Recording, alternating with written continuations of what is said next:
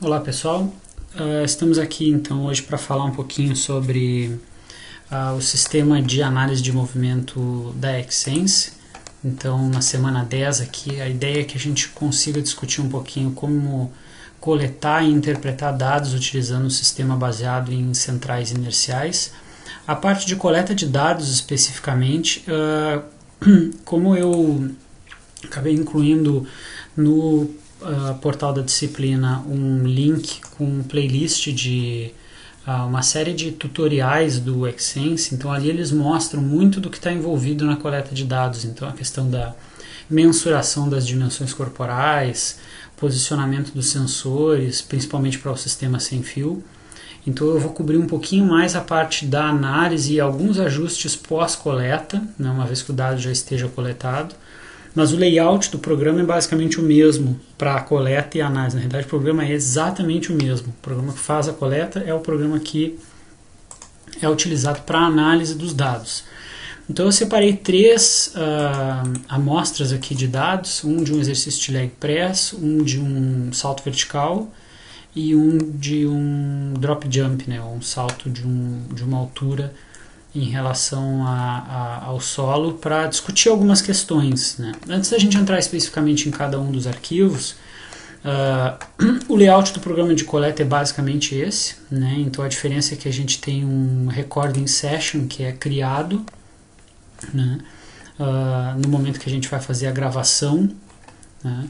E esse recording session vai permitir definir quais as variáveis que vão ser, ou quais os dispositivos que vão ser utilizados. Por exemplo, ele vai ter um modelo aqui em que vai ser possível selecionar qual o modelo antropométrico que vai ser utilizado, se é o corpo inteiro sem as mãos, membro inferior, membros superiores ou membros superiores sem as mãos. Qual o tipo de cenário que vai ser utilizado, né? Pelo fato de que, dependendo de como, eu vou mostrar, principalmente no processamento depois, dependendo do ajuste que se faz nesse aspecto aqui, algumas questões posteriormente são alteradas. Alguns ajustes de configuração, tem algumas configurações de eixo, sistema de coordenadas, que são interessantes, principalmente quando a gente tenta sincronizar o sistema com outros sistemas, como uma plataforma de força, um sistema de eletromiografia. Ele vai ter a opção de configurar unidades de sincronização, então para isso, né? E vai ter a opção de configurar câmeras de vídeo, né? Então o sistema originalmente ele vem com uma câmera que filma, uma câmera industrial que filma a 60 Hz, que no caso do sistema sem fio é o padrão do sistema. O padrão do sistema é trabalhar com 60 Hz. Então a coleta do Xsense com as centrais iniciais no modo sem fio puro, em que os sensores estão independentes, vai acontecer com 60 Hz. Com o sistema com fio, em que os sensores se conectam uns aos outros por meio de um fio, né, aí a frequência de amostragem vai a 120 Hz. Eu vou fechar aqui, só para fechar a sessão, eu vou voltar no arquivo que eu tinha, nos arquivos que eu tinha aberto.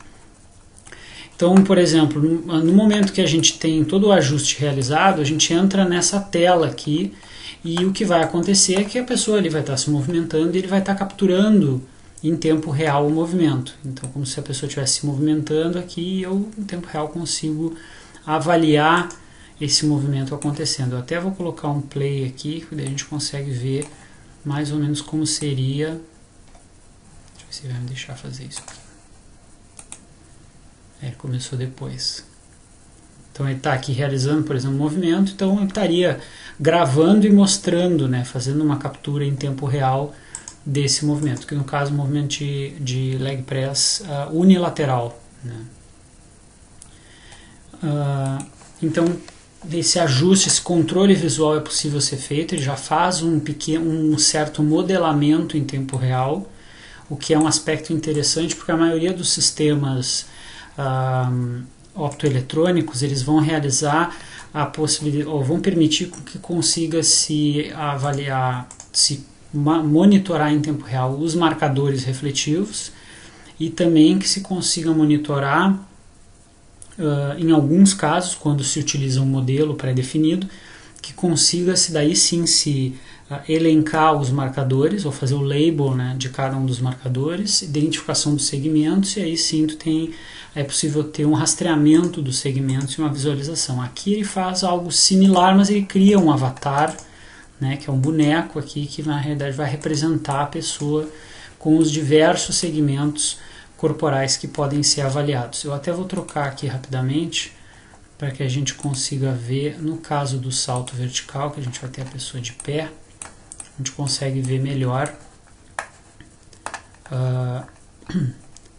que ele vai ter diversos segmentos. No caso, como nós fizemos o rastreamento apenas dos membros inferiores, nesse caso, nós não tínhamos sensores nos membros inferiores, a gente vai ver que a pessoa, por exemplo, faz um movimento e ela não mexe as mãos, nem os braços, né? Existe um movimento de tronco mínimo porque existe um sensor que é fixado na região posterior da pelve, né, na altura do sacro, e esse sensor é que vai dar a noção de algum movimento do tronco, né, que é mínimo nesse caso aqui, mas que vai existir.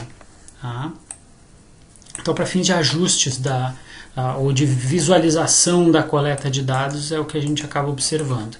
Alguns parâmetros de entrada, e esses parâmetros são relativamente bem cobertos em um dos tutoriais lá, que é sobre as dimensões corporais. Eles apontam como é que se faria essas medidas necessárias na entrada. Então, na preparação do avaliado, né, o que a gente acaba tendo que fazer é indicar aqui a altura, né, a estatura corporal, o comprimento do pé, a envergadura, a altura do maléolo lateral até o solo e outras medidas antropométricas que o sistema vai utilizar para ter uma noção geométrica de quais as dimensões corporais, primeiramente, e segundo, em relação a qual a posição de um sensor em relação ao outro. Apesar do sensor ter três informações, eu vou abrir aqui para a gente dar uma olhada, vou baixar um pouquinho isso aqui. Vamos pegar aqui um segmento, pelve, sensor. A gente tem aqui algumas informações que o sensor vai monitorar em tempo real, né? Ele vai ter uma medida de orientação dele em relação ao espaço, né? Então ele vai ter uma inclinação dele em relação ao sistema de coordenadas global por meio de um giroscópio. Ele vai ter uma medida de aceleração usando um acelerômetro e ele tem uma medida de campo magnético usando um magnometômetro. Então ele integra essas três informações, o magnometômetro para dar a noção de localização global. Então se a gente clicar ali, por exemplo, eu cliquei e criei uma indicação de onde estaria o norte. Então o meu participante aqui, por exemplo, ele está virado para o norte nessa determinada posição. Tá? E ele identifica o norte pelo magnometômetro. Tá? O magnometômetro é que vai dar o norte do sistema de coordenadas global. Tá? Ele vai, por meio da orientação, então, identificar se aquele determinado sensor está inclinado ou não. Então, se eu olhar, por exemplo, esse sensor da pelve, eu tenho como plotar aqui a orientação dele. Então eu tenho como ver se ele está, qual a inclinação que ele está ao longo de todo o movimento, certo?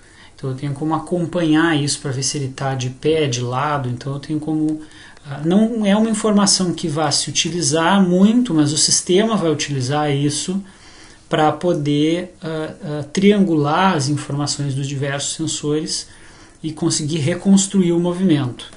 A aceleração também vai ser um componente, né? Então a gente vai ter aqui a aceleração do indivíduo, tá? E nos três eixos de coordenadas, nesse caso aqui do sensor ainda. Então eu estou no sensor da pelve exclusivamente. Nesse modelo que a gente utilizou de membro inferior, a gente fixa sensores no dorso dos dois pés, nas pernas, na face anterior da tíbia, na distância média ali, normalmente entre o quadril e o joelho, nas duas coxas, e um sensor na pelve. Então são esses os sensores que são utilizados para reconstruir o movimento tridimensional da pelve e dos membros inferiores. Tá? E aí esses dados de aceleração desse sensor aqui vão ser integrados com os outros sensores para poder rastrear como é que está a pelve em relação à perna direita ou à perna esquerda, certo? Então, essas informações que o sistema vai utilizar para reconstruir o movimento. Ele vai criar esse avatar aqui em tempo real e vai dar essa informação, assim como vai permitir com que dentro do software eu consiga vir aqui e recriar, olhar o movimento no quadro a quadro, né? Eu consiga em cada instante do movimento vir aqui e olhar ele em detalhes. Então, por exemplo, eu quero ver quando é que o indivíduo realmente perdeu o contato com o solo. Eu tenho como fazer uma reprodução, né, um playback aqui quadro a quadro, para identificar, bom, aqui está o frame 346, é quando ele perdeu o contato com o solo. Aí ele volta ao solo no frame aproximadamente 375. Aqui a gente tem um probleminha que normalmente acontece com esse sistema, então também eu vou comentar um pouco dos problemas, não é só o lado bom, né? Que é ele perder o nível, como a gente diz, né? A gente vê que o indivíduo ainda está saltando, mas ele está achando que o indivíduo está entrando para dentro do solo, né? Então, por exemplo, o ajuste visual aqui de onde ele aterrissou passa a ser mais difícil, porque eu não tenho uma referência tão confiável do solo em alguns momentos da coleta. Principalmente se eu tenho um arquivo longo, ele passa a ter alguns probleminhas de offset ali. Tem um outro arquivo aqui que eu deixei aberto, que a gente começou a olhar ele antes, que a gente tem um probleminha de offset bem no início ali, né? Que é quando a gente começa o movimento. Então, a gente começa o movimento, a pessoa está na máquina, né? E aí depois o movimento vai progredir e ele vai perder o nível e vai seguir como se a pessoa estivesse no chão. E ali ele vai seguir. Depois que a pessoa trocar de perna, ele vai tentar se reorganizar de novo, vai usar o sensor do pé para tentar achar o solo. E aí ele vai fazer o movimento de novo, mas sempre vai ter algum ajustezinho. Aqui tem alguns frames onde ele perdeu aí a noção de onde está o solo. Alguns ajustes são possíveis ser feitos num pós-processamento, mas normalmente não resolve 100% o problema. Tá? Então, a identificação das coordenadas em relação ao sistema global dele, para algumas aplicações passa a ser mais complicado. Tá? Aqui a gente tem a questão da calibração, né, que é uma calibração que é feita durante logo após o posicionamento dos sensores e a mensuração, a indicação para o software das dimensões corporais. A gente vem aqui e roda a calibração em uma postura específica que é pré-definida pelo fabricante. Então o fabricante lá indica que a pessoa tem que ficar numa determinada posição. A gente solicita ali, controla, né, a posição no avaliado e aí realiza a calibração. Tá? Esse ajuste de nível aqui na realidade, ele é um ajuste que vai permitir com que, normalmente a gente coleta com o multilevel, que vai permitir com que a gente tenha um movimento mais global, e depois num pós-processamento a gente pode vir e ajustar. Então, por exemplo, eu fiz um multilevel aqui, ele tentou achar um novo nível onde ele estava. Então, nesse caso aqui, ele tentou se reorganizar. Aqui ele continuou, a gente vê que ele está se mexendo um pouco, perdendo a noção um pouco espacial, mas aqui ele manteve um pouco a noção em relação ao solo, né, de onde o participante estava durante a coleta. Tá? Então eu tenho pequenos probleminhas aqui de offset, né? Mas ele, nesse caso aqui, o multilevel foi uma solução interessante. No caso do salto, o que a gente vai ter é que muitas vezes o single level acaba resolvendo mais o problema. Então eu vou colocar aqui no single level e vou fazer um processamento. E aí o que ele vai fazer vai ser, ele vai achar, iniciar o movimento, vai realizar o salto e a gente vai ver que ele vai ter bem menos problema em achar o solo na hora da aterrissagem. Eu vou ter um pouquinho menos de dificuldade de achar o solo. Eu ainda assim estou abaixo ali, se a gente der um zoom, né, e for olhar ali abaixo do solo, eu observo que aquele segmento pé ali dele ainda está abaixo do solo, mas já está um pouco melhor, né, em relação ao que estava no início. Então a gente consegue já organizar um pouquinho melhor a questão da altura. Então, por exemplo, para medidas, algumas medidas de altura de salto aqui, a gente ainda está explorando para ver se realmente o sistema vai permitir fazer obter medidas confiáveis, né, nesse sentido. O que mais que eu queria mostrar para vocês? Tem algumas questões interessantes. Então, como o processamento é prático, é em tempo real, né, eu consigo, dentro da própria coleta de dados, eu consigo, já tendo a identificação, ele já faz o mínimo modelamento e ele já me dá algumas articulações aqui. Então, por exemplo, se eu tenho um movimento como um salto, que é esse aqui, eu posso tentar identificar, eu posso plotar aqui. Vou pegar o joelho direito aqui. Alright. Knee Joint Angle. Então o que ele vai me dar vai ser um gráfico de 3 eixos de coordenadas, certo? Para o joelho direito, então ele vai dar uma flexão extensão, que vai ser esse gráfico azul aqui. Ele vai me dar adução e abdução, então considerando ali o movimento da coxa em relação à perna, e rotação interna e externa. Tá? Aqui eu vou até deixar ele, vou colocar os valores aqui, mas vou deixar ele rodar para a gente olhar, por exemplo, ó, em momentos específicos do salto, ó, quando a gente está na posição mais agachada, né, a gente observa ali que tem um ângulo de flexão ali que vai estar alguma coisa em torno de 90 e poucos graus. À medida que o indivíduo está subindo, eu passo a ter um ângulo de flexão ali que vai já quase na hiperextensão ali, em relação à postura do início do indivíduo. Então ele usa essa calibração inicial, além de identificar a posição relativa de cada segmento, ele usa para definir a posição anatômica da pessoa, né? Então é como se fosse a coleta estática de um sistema optoeletrônico, né? Então todos os ângulos aqui vão ser referenciados em relação à postura anatômica da pessoa. Então, por exemplo, se eu quiser vir aqui tirar esse ângulo de flexão que está meio grande e olhar para ver aqui quanto que eu tenho de rotação interna e externa, eu tenho uma adução, eu tenho negativo, então eu estou com uma adução do quadril em relação à posição inicial para o quadril, para o joelho direito. Então eu tenho ali menos 4,8 graus de adução para o joelho direito em relação ao que a pessoa tinha lá no início, na postura estática anatômica. E eu tenho uma rotação interna do joelho, né, da tíbia em relação ao fêmur, de mais ou menos uns 4, quase 5 graus, né?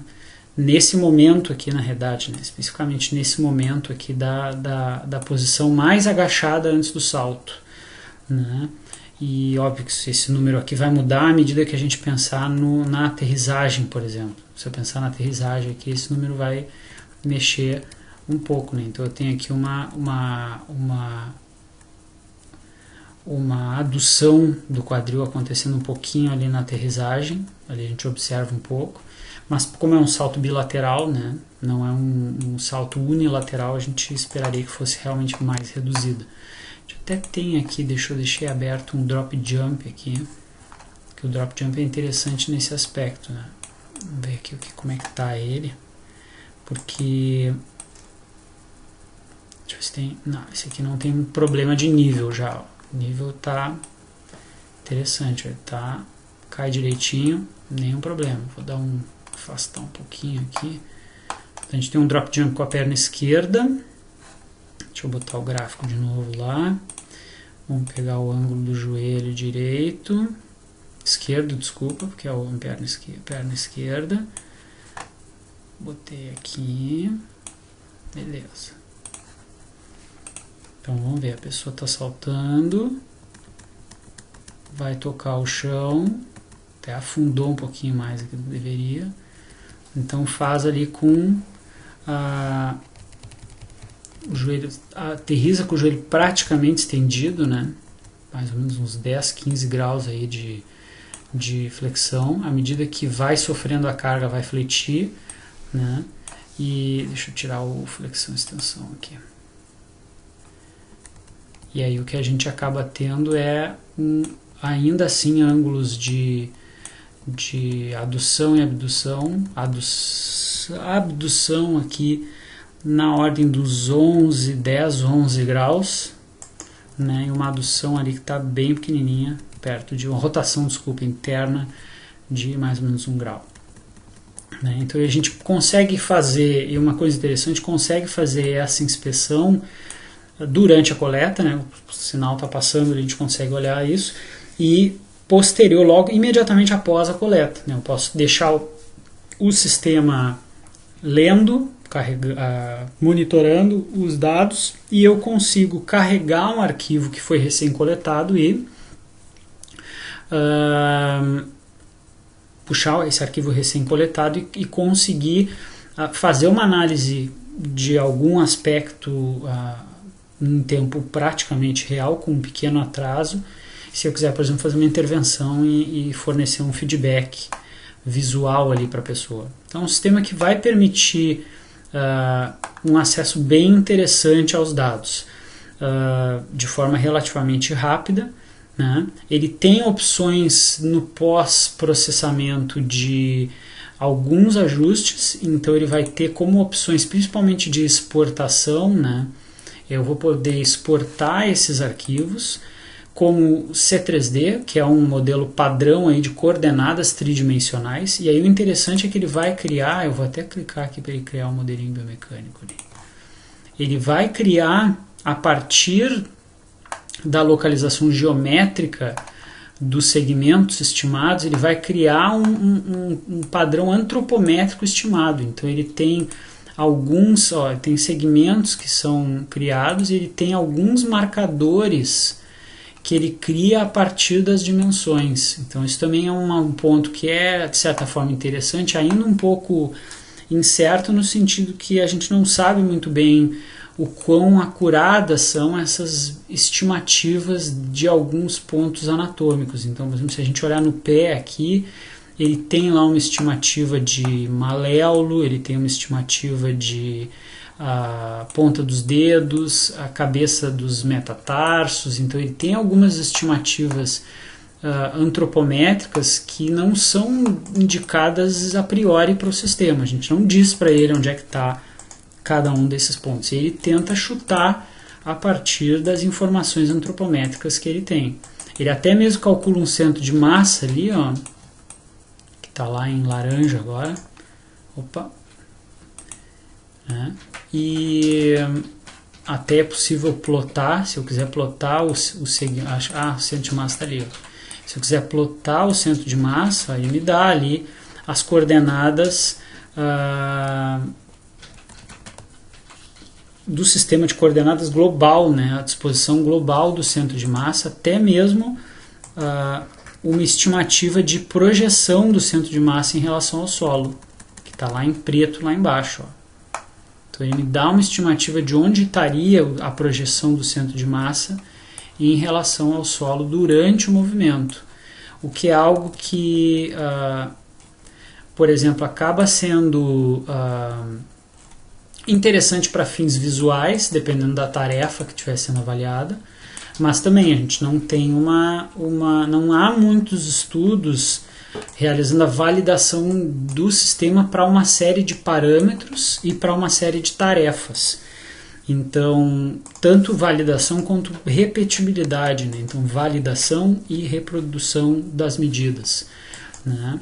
Porque uma das limitações do sistema em termos de reprodução das medidas, a gente até fez um estudo nessa linha aqui, vai fazer um segundo agora, que é exatamente para identificar se, retirando os marcadores e colocando eles de novo, né, se as medidas se repetem, porque as instruções de posicionamento dos sensores são muito vagas. Então eu posso colocar praticamente de qualquer maneira que o sistema se identifica e se acha, né?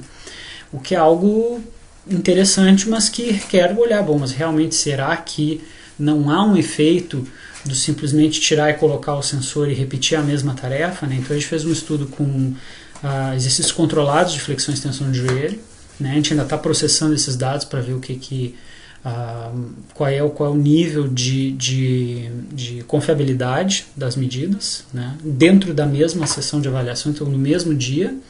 E a gente já está começando a coletar os dados até, né, para fazer uma comparação entre 2 dias, né, especificamente para o salto vertical. Então, que é uma tarefa relativamente simples e que tem uma reprodução relativamente alta.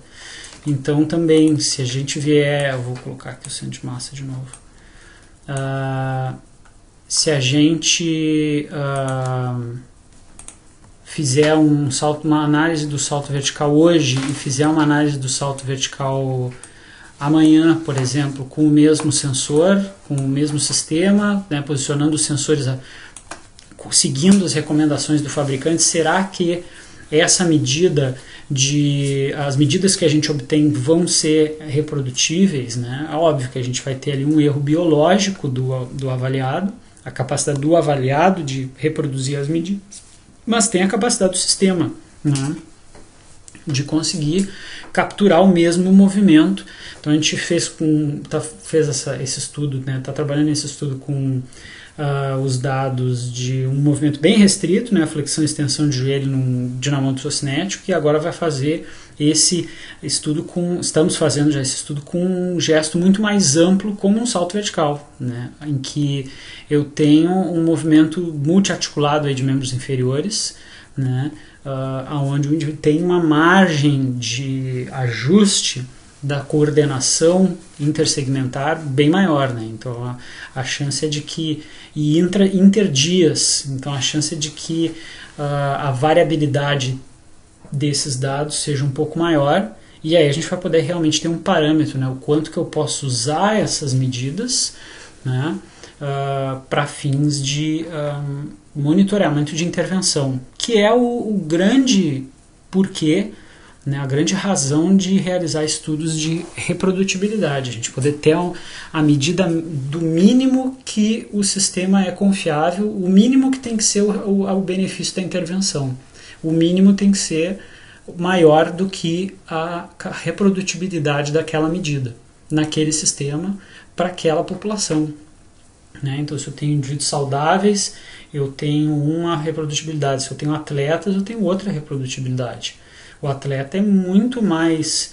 A variabilidade do atleta para a tarefa que ele é treinado é muito menor do que um indivíduo que nunca fez aquele gesto, né? Então, o mínimo de benefício de uma intervenção no atleta tem que ser muito menor, né? Qualquer coisinha que o cara ganha ali, ele já está em vantagem, certo? Então, um dos aspectos do sistema é isso. Então, na realidade, já estou apontando um pouco aí aspectos mais técnicos e relacionados com a capacidade do sistema, primeiro, de fornecer dados confiáveis, né? Por exemplo, se a gente vier aqui olhar para o ângulo de tornozelo, será que esses ângulos de rotação interna e externa, né, que seria inversão e eversão, e adução e abdução são confiáveis, né? Então os dados de plano sagital, eles parecem ser, ou pelos poucos artigos que avaliam que validam o sistema, apontam que parece ser bastante válido, parece existir uma validade do sistema para medida de ângulos no plano sagital. Ainda há dúvidas quanto à capacidade do sistema de medir ângulos nos outros planos, plano transverso e no plano coronal, né? Então a gente acaba ficando também com uma necessidade ainda de realizar mais validações do sistema para outras medidas. Ele pode ser ótimo para o plano sagital, talvez ele não seja tão ótimo para os outros planos, não se sabe ainda, Tá? E talvez ele seja muito bom para tarefas lentas, porque ele tem 60 Hz de frequência de amostragem, que não é fantástico, é bom, mas não é sensacional. Mas talvez para gestos mais rápidos, né, mais balísticos, ele possa ser mais limitado. Então, tudo são perguntas aí que vão surgir em torno, o que já existem na realidade, né, em torno do sistema. Uma delas, certamente, é essa questão essas dimensões geométricas, né, o quanto que essas dimensões geométricas estão associadas com padrões antropométricos da pessoa, né, de fato. Então ele tenta estimar ali onde é que está o trocânter maior, né? Então essas medidas, que é o que efetivamente vai aparecer, principalmente eu vou abrir aqui para a gente dar uma olhada. Quando a gente for olhar, por exemplo, se a gente abrir os dados do C3D no Mocha, vou pegar aquele mesmo salto lá. O Mocha é um software gratuito, né, que faz a leitura de dados C3D de diferentes plataformas, né, diferentes sistemas de aquisição de dados. Então aqui, por exemplo, eu consigo abrir o arquivo C3D dele, ele me dá o primeiro frame com uma posição de calibração, né, então a gente vê que tem uma lista de vários marcadores, como se eu tivesse feito uma coleta com marcadores, né. No fundo não tem marcador nenhum, né, no sujeito, é só os sensores e ele tenta estimar, por exemplo, o quadril, trocânter maior esquerdo, está estimando ali mais ou menos onde é que está. Né? Se eu for para o movimento, ó, o meu indivíduo está ali, ó. Vou para o movimento, a pessoa vai subir lá na caixinha, né? Vai realizar desculpa, esse aqui é o salto vertical, né? Então a pessoa subiu na plataforma de força, né? A gente fez o salto sobre a plataforma, flexionou os joelhos ali no contramovimento, né? Depois subiu e voltou. Então eu tenho todo o movimento dessas coordenadas tridimensionais sendo recriado. Posso inspecionar isso no Mocha, por exemplo, para poder fazer uma análise, né? Assim como eu posso inspecionar aqui, então se eu quiser que alguém que não tem acesso à chave de registro do programa verifique alguns aspectos, eu posso abrir no Mocha, posso abrir no Visual 3D, né, que é um software também que vai ter um modo de leitura, né, então o Visual 3D tem um modo leitura que vai ler os arquivos do XSense vindos do C3D. Ele até tem um módulo que lê um dos tipos de arquivo que pode ser exportado, porque dentre as opções de exportação eu posso exportar só as coordenadas tridimensionais, posso criar outros arquivos para fins de animação, né, posso exportar um filme, se eu quiser, né, um arquivo de vídeo, ou eu posso exportar o MVNX, né, que é um arquivo do Visual 3D, do XSense, que é o que eles chamam de XML, né, um arquivo esquema, né, que é feito para ser importado para plataformas como o Excel, né, tem algumas formas de importar ele no Excel, ou mesmo o MATLAB. Então, para quem trabalha na área de programação, vai poder importar esses dados para dentro do MATLAB. A própria XSense desenvolveu alguns códigos que, com alguma adaptação, permitem com que os dados sejam importados para dentro do MATLAB. A gente fez um programinha aqui para fazer essa importação e já para exportar alguns dados de angulares para fins de análise mais individual. Eu não consigo abrir aqui, deixa eu pegar essa pasta aqui. Então eu tenho aqui um arquivo de Excel que a gente criou utilizando esse código de MATLAB que nós desenvolvemos, que exporta esses dados do arquivo MVNX para uma planilha de Excel. Então, se eu quiser vir aqui olhar o tornozelo esquerdo, eu tenho os 3 eixos de coordenada do tornozelo esquerdo. Então, tá ali, ó, tenho o plano sagital, eu posso vir aqui e plotar o plano transverso, que vai ser as rotações interna e externa, né? Então, e aqui eu tenho como vir e plotar o plano coronal, que é adução e abdução. Então eu tenho como vir aqui e inspecionar visualmente ao longo de todo o movimento, né? Então é um dado que é para todo o movimento, ainda não particionei ele em nada, eu não separei a parte do salto especificamente, então eu poderia talvez separar um pedaço do salto e exportar essa fatia do salto, né, para um arquivo de Excel e poder ter só aquele pedaço do salto que me interesse, né? E aí eu tenho como avaliar de forma combinada aqui os 3 eixos de coordenadas para cada uma das articulações que me interessam, joelho, quadril, tornozelo, e para alguns outros parâmetros, né? Então aqui tem a posição do pé, né? Tem alguns posição da pelve, né? Então a gente programou esse nosso programinha, digamos, a gente montou ele a fim de que ele possa exportar alguns dados, porque todas essas variáveis aqui podem ser exportadas, né? Então, teoricamente, do jeito que ele está montado, e aqui a gente está falando só em membro inferior, né? Então, o número de variáveis que podem ser exportadas aqui do programa é bastante grande em relação ao que a gente realmente observa, né? Então, o interessante é conseguir exatamente identificar as variáveis de interesse e poder exportar elas para uma plataforma que se consiga quantificar alguns aspectos, se o objetivo for realizar alguma quantificação mais específica, né? Ou mesmo trabalhar com os dados dentro do programa, né? E obter medidas pontuais. Então, por exemplo, eu quero saber quando que o indivíduo, qual o ângulo ali, quando ele toca no solo. Então eu posso criar um critério aqui de contato com o solo, né, identifico isso visualmente, aí eu tenho meus ângulos e eu consigo extrair essas medidas angulares. Tá? Então o sistema vai permitir realizar algumas dessas análises. Ele tem uma capacidade de sincronização, né, com outros sistemas analógicos. No momento a gente está conseguindo com algum sucesso fazer com que ele dispare um sinal analógico ou digital, né, para acionar, por exemplo, a nossa plataforma de força.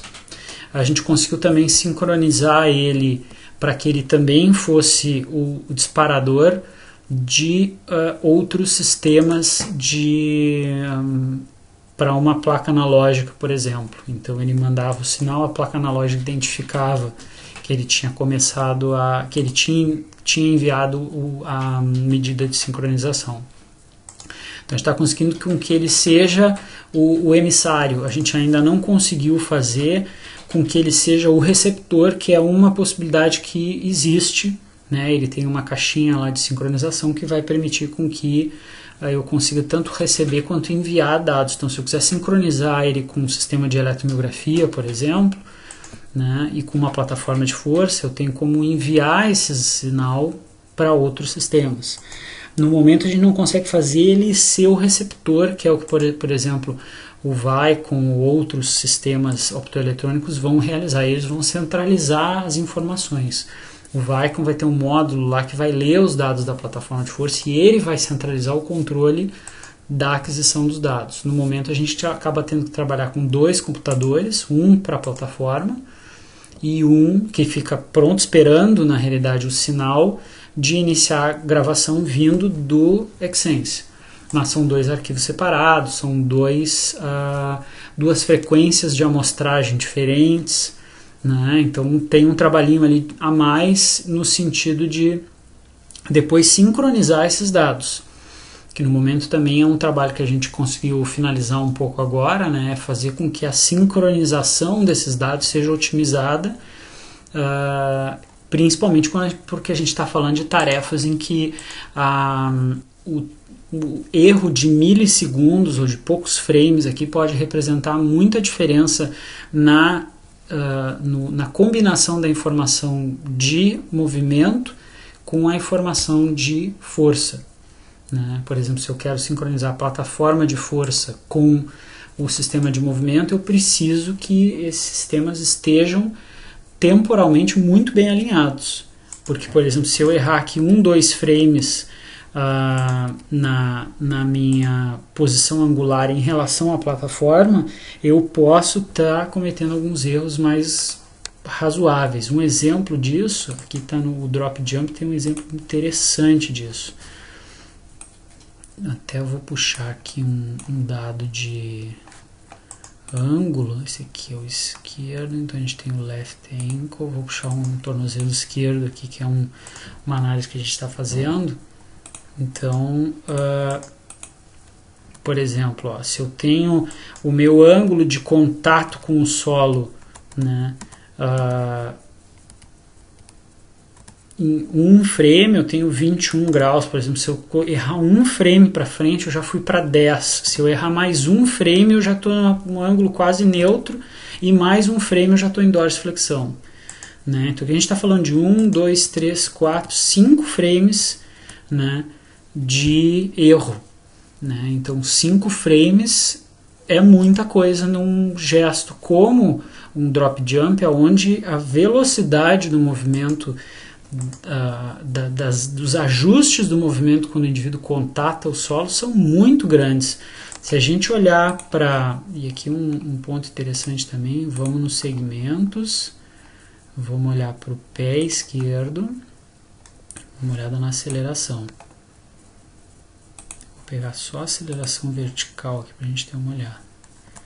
Então a gente está falando aqui em algo em torno de 64 metros por segundo ao quadrado.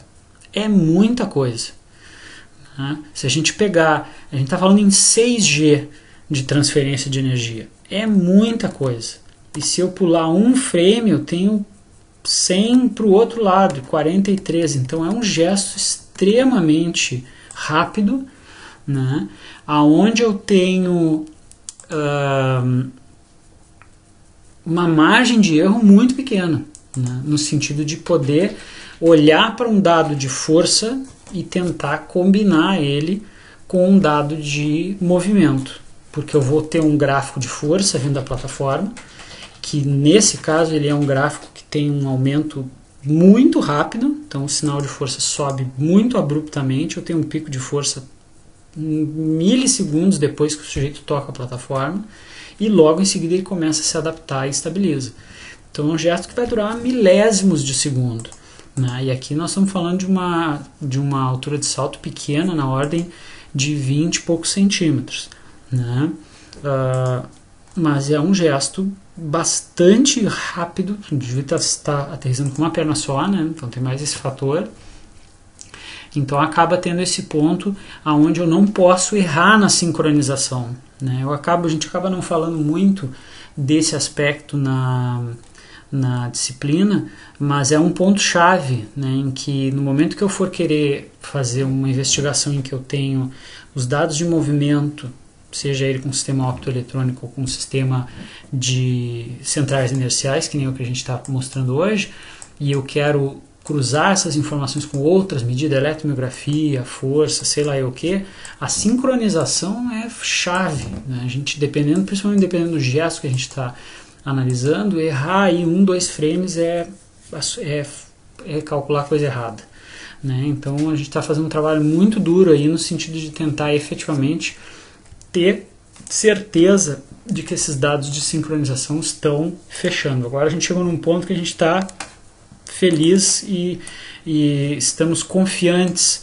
de que a nossa sincronização está funcionando. Num sistema optoeletrônico convencional, né, a central de sincronização das câmeras, coordenada pelo computador, vai fazer essa sincronização e vai disparar esses sistemas todos de forma mais automatizada. Então é muito mais simples trabalhar com o sistema optoeletrônico nesse aspecto, né? Em função de que vai ter uma facilidade muito grande. Eu aperto um botão, o sistema dispara todas as câmeras, dispara o sinal para coletar a plataforma de força. Se eu tiver lá sistemas analógicos junto na mesma placa, ele dispara tudo junto.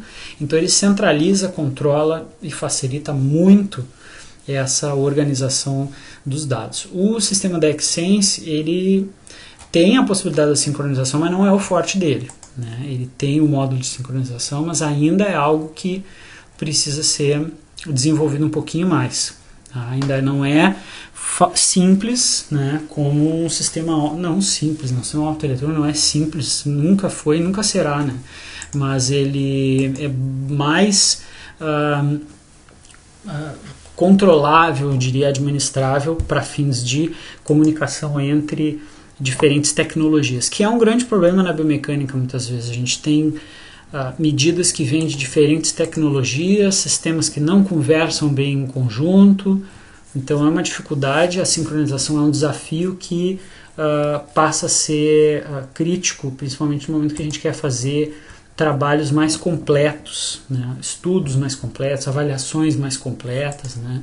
Eu avaliar esse salto aqui e identificar aqui, casualmente, a gente tem um dado de aceleração bem relevante. Por exemplo, a gente tem um sensor que está, eu posso até pegar, na realidade, o ideal, né? Eu pegar pelo segmento, né, pé esquerdo, eu ir lá no sensor e olhar a aceleração do sensor. Né? Então eu posso ir no sensor e olhar a aceleração dele.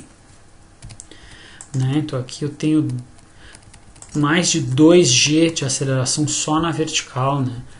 Então eu tenho como pegar essa aceleração do sensor e ter uma noção de quanto de vibração, transmissão de energia, força sendo transmitida a gente está pensando. Né? Quando a gente não tem um sistema como esse, num sistema optoeletrônico, essa medida já é mais complicada. Tem como medir, mas já tem uma margem de erro um pouquinho maior. Né? Então eu preciso daí o que? Ter uma plataforma de força acoplada para eu poder ver quanto de força está envolvida naquele gesto. Como é que eu posso otimizar a força? Não adianta nada eu mudar o padrão do movimento se eu não melhorei a transmissão de força, que é o gatilho para um mecanismo de lesão e para qualificar a técnica de aterrissagem do sujeito. Né? É muito mais complexo do que a gente imagina. Então, o movimento vai ser o ponto, o carro-chefe, no sentido de nos dar a noção espaço-temporal do que está acontecendo. As outras medidas vão ser fundamentais para nos ajudar a ter uma leitura geral do que realmente está acontecendo, incluindo as forças, se possível, dados de ativação muscular e outros parâmetros que possam ser complementados aí na análise. Tá? Deixa eu ver o que mais que eu ia comentar com vocês. Um outro aspecto que é interessante, um aspecto que a gente está fazendo algum trabalho agora em cima disso também, né? Que é a sincronização. Ela tem, eu vou comentar um pouquinho mais, né? Porque a sincronização ela tem 2 passos. Quem trabalhou, vocês que já fizeram coletas com sistema optoeletrônico sabem que existem 2 momentos de sincronização.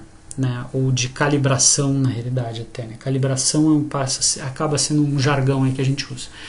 Uma que é a calibração do volume, né, que é com a haste, ou num sistema moda antiga a gente teria lá o nosso aparato de calibração. Né, e a outra que é a calibração espacial.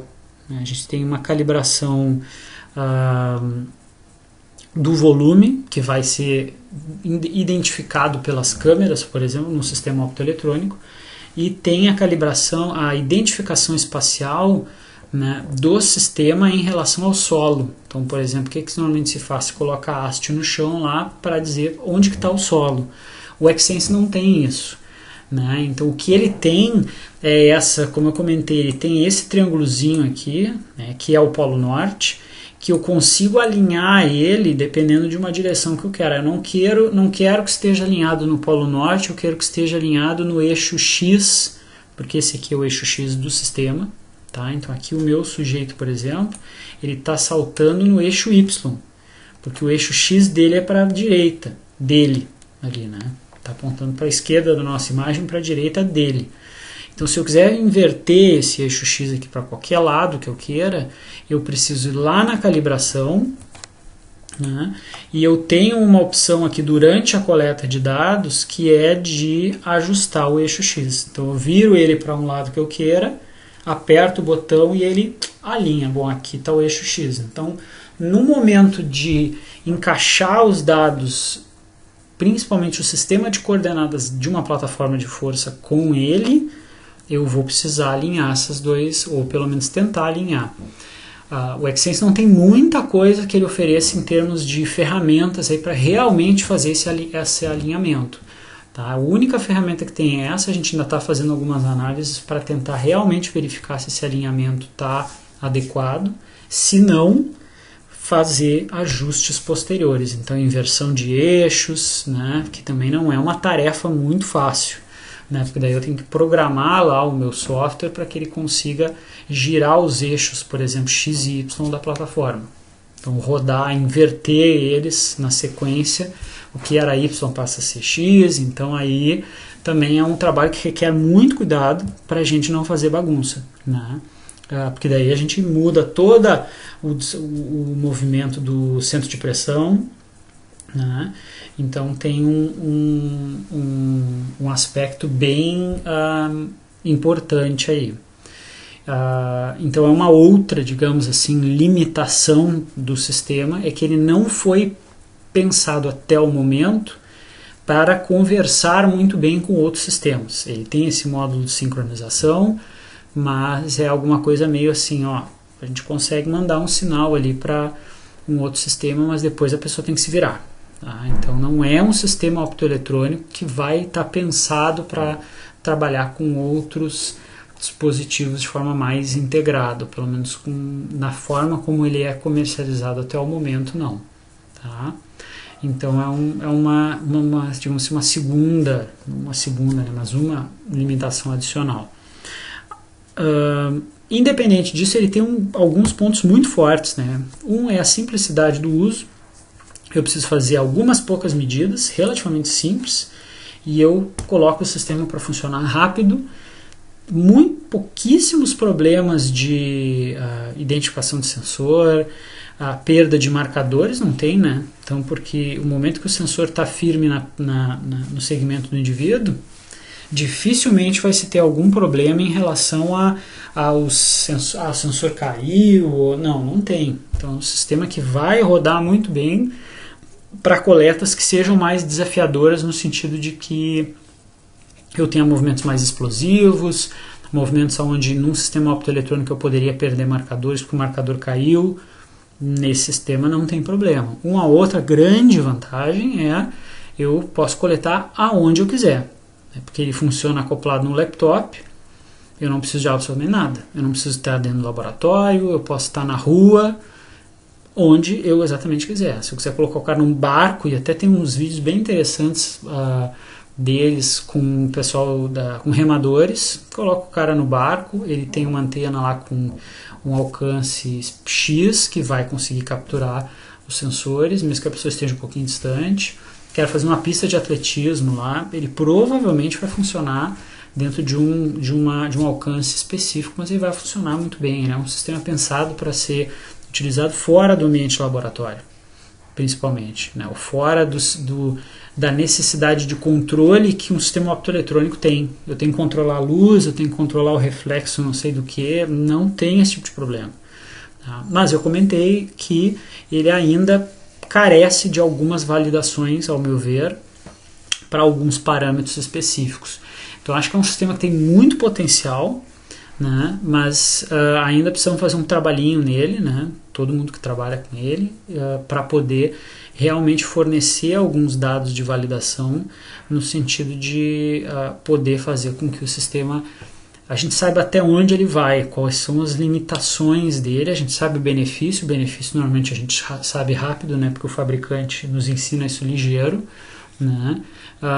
As limitações a gente tem que correr atrás um pouco, principalmente para a gente saber o quanto que dessas medidas que ele está dando aqui, ele calcula um monte de coisa, né? O que dali dá para confiar e o que a gente tem que ficar um pouquinho mais receoso de que realmente reflita a realidade, né?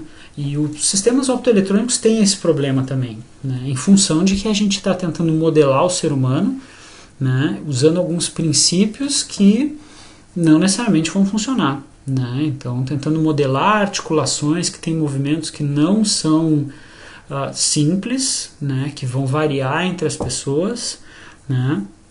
Então, e tem muitas discussões, quem for acompanhar aí essa área de modelamento tridimensional do corpo humano, né, que tem gente que trabalha muito bem com isso, com a parte bem técnica da coisa mesmo, né, o Felipe expôs vocês algumas questões em relação, por exemplo, a formas de calcular os ângulos, né. Aqui, por exemplo, ele usa ângulos de Euler, né. Ele tem uma opção de usar outra sequência angular para calcular os ângulos. Ele exporta isso até. Ele tem um modo de, no arquivo MVNX, ele vai ter duas sequências angulares lá, que vai permitir com que eu mude completamente os resultados, né? Então isso também vai ser um ponto chave, né? E o que é melhor? Qual é a melhor sequência? Qual é o melhor parâmetro, qual é o melhor modelo para reproduzir o movimento das articulações, para associar isso com um padrão de movimento anatômico, né? Então isso é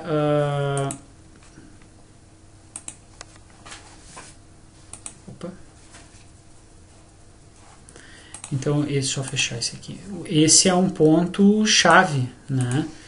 Que é importante ser definido. Né, ser definido o que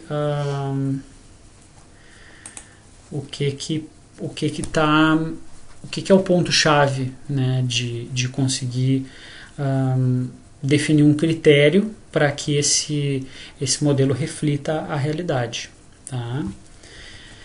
Então, pessoal, o plano para hoje era mais ou menos esse, né? Era dar uma exposição um pouquinho mais, eu diria até informal, aí do sistema XSense. Né? Como eu comentei, muito da parte de coleta de dados vocês vão ver nos tutoriais, vocês vão ter acesso aos tutoriais, tá? Em que eles vão identificar algumas coisas. A minha ideia aqui era avançar um pouquinho em relação a alguns pontos que provavelmente nos tutoriais não vão ser cobertos, né? Tem alguns tutoriais um pouquinho mais prolongados, mas a maioria são vídeos bem curtos, então eles abordam algumas questões bem gerais, né? O meu objetivo mais era mostrar aí a potencialidade desse sistema, né? Visto que a gente falou de análise de movimento com centrais inerciais, existem outros sistemas para modelamento corporal utilizando centrais inerciais. A Noraxon tem um sistema relativamente parecido, eu não tive muita exposição a ele, então sei falar para vocês muito pouco sobre ele, né, no que ele difere do XSense, tá? Por exemplo, o XSense chegou um pouquinho antes, o sistema da Noraxon chegou um pouquinho depois, não sei nada muito além disso. Sei que também calcula ângulos, tudo, vai dar ali informações em tempo praticamente real, né, em relação ao pós-processamento desses sistemas é muito rápido, comparado com o sistema optoeletrônico. Em que no optoeletrônico a gente tem que fazer limpeza de marcadores, então tem uma série de aspectos no optoeletrônico que aqui não precisa, né. Mas não sei dizer para vocês a diferença. Teria que dar uma olhada, né, ver com pessoas que tenham acesso a esse sistema. Já sei que tem alguns pesquisadores, algumas clínicas que utilizam, né, e agora também não sei dizer para vocês confiabilidade, para quais variáveis. São sistemas muito novos ainda, muito recentes, comparado com os optoeletrônicos que já estão aí no mercado há 30 anos. Né? Então, obviamente, a gente vai ter que fazer essas validações cruzadas aí com sistemas optoeletrônicos para poder ver o que realmente a gente pode usar dessas medidas. Tem muito potencial o sistema, tá? Mas certamente tem bastante coisa aí para se explorar, certo? Então fico à disposição caso vocês tenham dúvidas, né? Quem quiser explorar alguma coisa, até mesmo dos dados, né? A gente tem algumas tarefas aí que a gente fez algumas coletas de dados em função até do uso desse sistema para o ensino. Aqui a gente usa ele em algumas aulas na graduação, né? E alguns projetos de pesquisa também, né? Mas quem tiver interesse em alguns um pouquinho mais aprofundado desse sistema, a gente está à disposição aí para poder ajudar também, tá? E Nos vemos então na próxima semana já falando sobre os projetos de experimento. Tá? Então eu vou postar aí assim que possível um videozinho talvez um pouco mais curto, onde a gente vai comentar sobre os aspectos gerais, né? O que a gente gostaria de ver nos projetos de experimento de vocês, o que vocês vão precisar cobrir dentro dos projetos de experimento para que vocês cumpram os pré-requisitos da disciplina. Uma parte da disciplina é a parte teórica, né, que eu estou junto aí com o professor Felipe, com a colaboração aí do professor Jefferson também, cobrindo o máximo que a gente pode dessa parte teórica. Tem uma parte aí complementar de material acessório, leituras, vídeos que a gente colocou à disposição. Uma parte da disciplina é a parte prática, né? A gente deu algumas tarefas aí para vocês fazerem e algumas práticas que o Felipe também conduziu com vocês aí em Londrina. E uma parte dessas práticas, né? Algumas delas contam ponto na disciplina, né? Vão contar na nota final. E uma parte da disciplina é o projeto experimento. Então vocês vão ter que seguir lá um roteirinho que a gente vai colocar para vocês, para que vocês consigam cumprir os pré-requisitos. Apresentar um trabalho, né, que mostre que vocês entenderam qual é o início, meio e fim, saibam fazer, né, porque agora dentro de um curso de mestrado, né, essa disciplina tem o objetivo de capacitar vocês para fazer, não necessariamente usando o Xsense, talvez usando algum outro sistema, usando câmeras. A gente vai amarrar isso aí um pouquinho mais lá na frente, tá? Mas vocês vão ter que conseguir elencar o problema de vocês, né? O porquê vocês estão fazendo, os métodos, né? Como fazer, apresentar, discutir todo o início, meio e fim, né? De um projetinho de pesquisa, para que a gente consiga realmente avaliar se vocês captaram a mensagem, né? De que como se usa a cinemetria ou as técnicas de análise de movimento, para ser mais amplo, né? Para avaliar o movimento humano, tá? Então a gente vai dar mais informações adiante, mas já deixo vocês a par aí que comecem a pensar em problemas para que vocês possam desenvolver os projetos de experimento de vocês, tá? Porque esse vai ser um componente fundamental da disciplina, certo? Qualquer dúvida estou à disposição, entre em contato, nos falamos então na próxima semana.